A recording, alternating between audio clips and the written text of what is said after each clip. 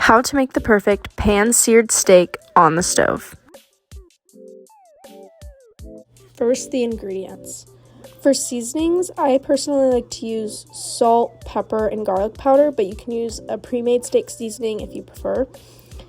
Next, in good oil, I like to use grapeseed oil because I find it gives my steak the best sear, but you could also use something like avocado oil or canola oil.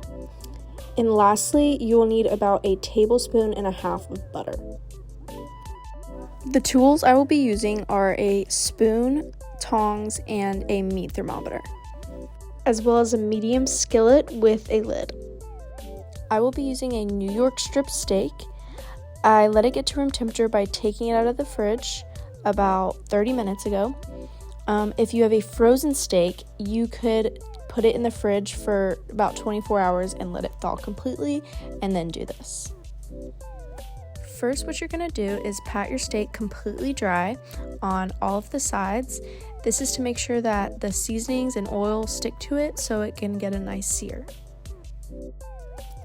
Next, you're going to grab whatever oil you're using. Pour on a good amount and make sure to rub it on all of the sides. This gives the seasoning something to stick to. Don't forget to wash your hands in between touching the steak and touching your tools. Now time to season your steak. Sprinkle a light layer of each of your seasonings on both sides of your steak.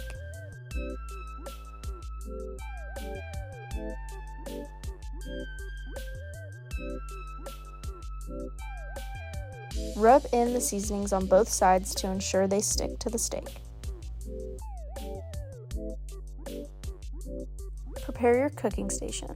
Put your skillet on the stove and set your heat to about a little over medium. Allow your pan to heat up before doing anything else. Once your skillet is warm, add just enough oil to cover the bottom of the pan. Make sure not to add too much or your steak won't sear properly.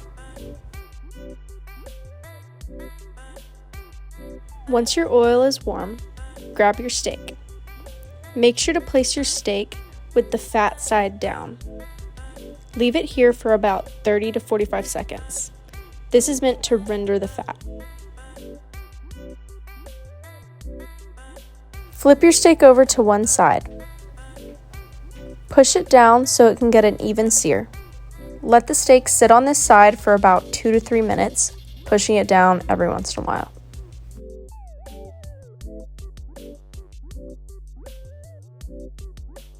Once it has been 2 to 3 minutes, flip your steak to the opposite side. Continue pushing it down and let it sit for another 2 to 3 minutes. This would be a nice time to clean your tongs since they have been touching the raw steak. After another 2 to 3 minutes, turn your heat down to medium-low.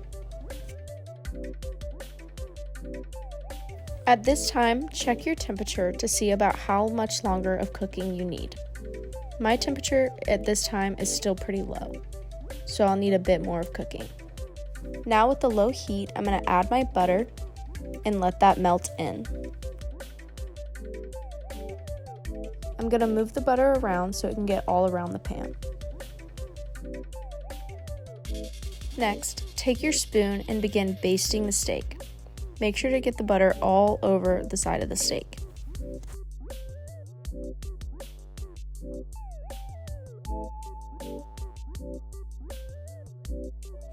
Next, flip your steak and repeat on the other side. Cover your steak and allow it to sit. Check your internal temperature every couple minutes. Once your steak has reached an internal temperature about 20 degrees lower than what you would prefer, take it off the pan and set aside. I took my steak off at about 100 degrees Fahrenheit. Cover your steak with a pot lid. Allowing your steak to rest can help it cook longer and soak in more flavors. After letting my steak rest for 10 minutes, it is fully cooked to about 125 degrees Fahrenheit internal temperature. I then cut my steak into strips to make it easier for plating.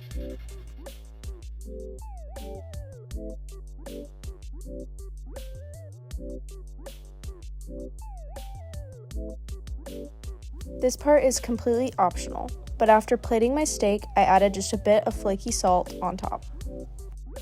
Now you can enjoy your perfectly cooked steak. And don't forget to share it with your friends.